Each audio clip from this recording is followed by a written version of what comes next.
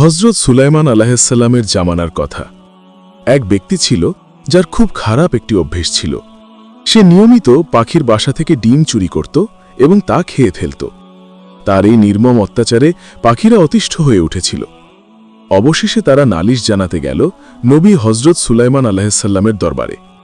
সব কথা শুনে হযরত সুলাইমান আলাইহিসসালাম একটি জিনকে আদেশ দিলেন, যেদিন সে আবার ডিম চুরি করতে গাছে উঠবে সেদিনই তাকে ধাক্কা দিয়ে ফেলে দেবে, যাতে সে আর কোনোদিন এই অন্যায় কাজ করতে না পারে। পরদিন নিজের পুরনো অভ্যাস অনুযায়ী লোকটি ডিম চুরির উদ্দেশ্যে গাছের দিকে রওনা হল। ঠিক সেই সময় একজন ভিক্ষুক তার সামনে এসে খাবার চাইল। লোকটি থেমে গেল এবং নিজের খাবার থেকে কিছু অংশ ভিক্ষুককে দান করল। তারপর সে গাছে উঠে আবারও পাখির ডিম চুরি করে খেল। কিন্তু আশ্চর্যের বিষয়, জিন চাইলেও লোকটির কোনো ক্ষতি করতে পারল না।